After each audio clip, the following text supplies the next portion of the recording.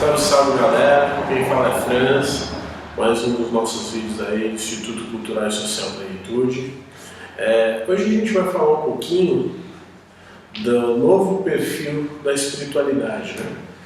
Então, eu que sou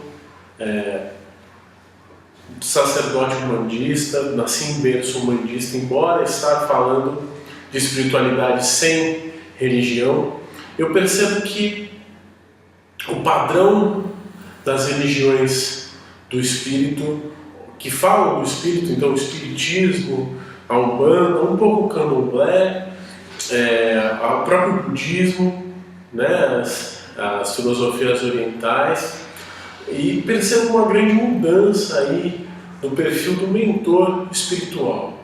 O que é essa mudança? Então, antigamente, quem vivenciou aí a Umbanda e as religiões do espírito antigamente, os mentores eles precisavam de muito mais efeito físico, muito mais, por exemplo, dentro da Umbanda, dentro do contexto que eu vivencio, eles precisavam de muito mais oferendas, né? Então, tudo era feito através de uma troca.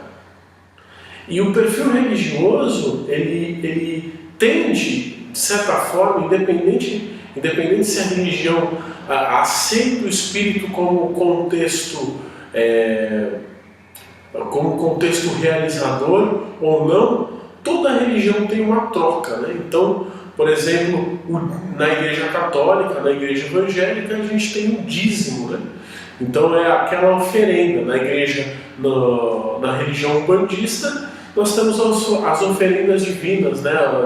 A parte de você oferendar o seu orixá. No candomblé nós temos os ebós, enfim.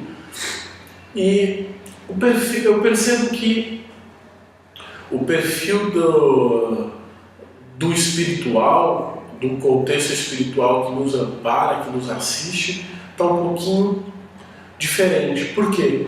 Porque eles estão começando a olhar para a consciência, né? Então, qual que é a diferença? Antigamente as pessoas se apegavam à parte magística da coisa.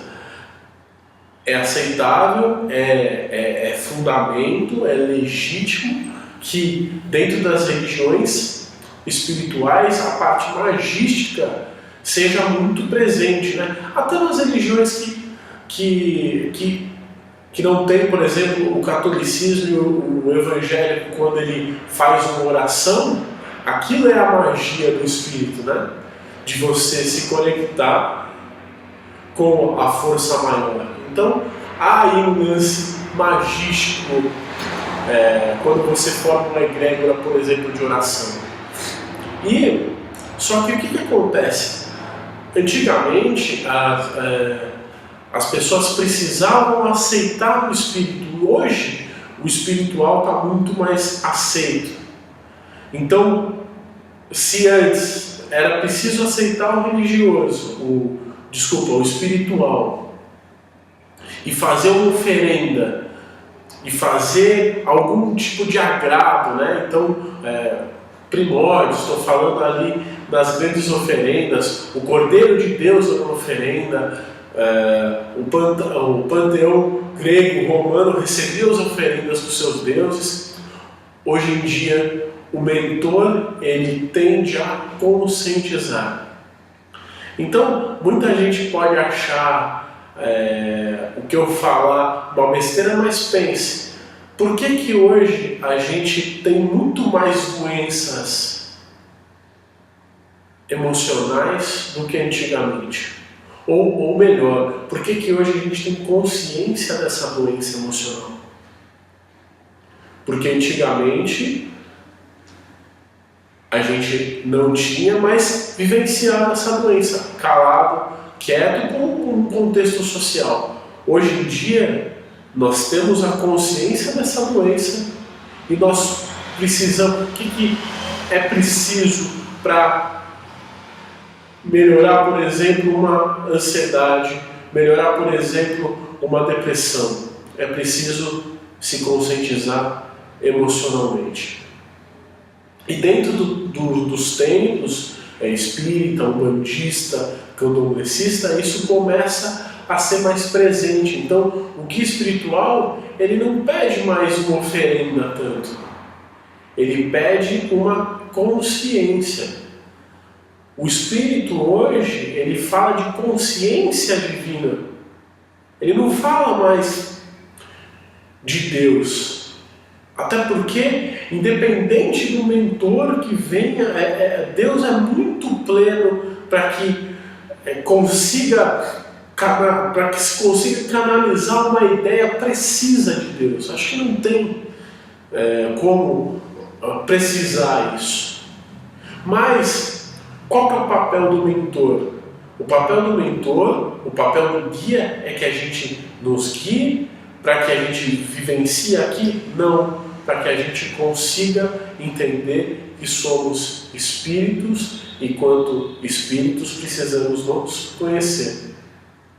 Então esse mentor, ele vai começar a falar de coisas como, por exemplo, o como você tem pensado, como você tem lidado com as emoções, o como você tem vivenciado o seu dia. Vai pedir momentos de meditação, oração. Vai pedir momentos em que você olhe para você. Na Umbanda, por exemplo, os orixás, os tronos divinos são virtudes divinas. Então, quando eu falo de virtude, eu falo de fé, eu falo de amor, eu falo de ordem, eu falo de justiça, eu falo de conhecimento. E tudo isso me forma quanto espírito. E quanto mais eu consigo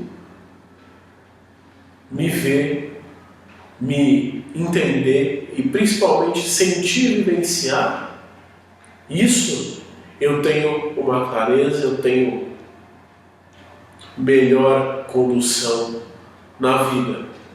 Eu cito aí um problema muito frequente, né, que as pessoas procuram dentro dos templos, que é o trabalho. Né? Então as pessoas têm muito medo de perder o seu trabalho, têm muito medo da consequência do trabalho e vivem programadas para determinado tipo de atividade. Então hoje, por exemplo, se eu pego e pergunto para uma pessoa quem você é, ela me dá um rótulo. Eu sou um engenheiro, eu sou um advogado, eu sou um médico. Mas, enquanto espírito, será que você realmente é um advogado? Um médico? Pense se você que está assistindo é de uma religião que aceita a encarnação. Pense você acha que em todas as encarnações que você vive, você vai ser um médico, um advogado, um professor? Ou isso é transitório? É claro que acredito que os trabalhos que a gente executa aqui, de certa forma, nos direcionam para uma consciência. Mas o fato de se definir como rótulo é uma coisa que a espiritualidade vem trabalhando e vai trabalhar cada vez mais. Então, o perfil do novo não, né? Mas a gente se permite que a espiritualidade agora nos fale de consciência, nos fale de espírito. Então, pense você e tente responder essa pergunta. Quem sou eu? Axé.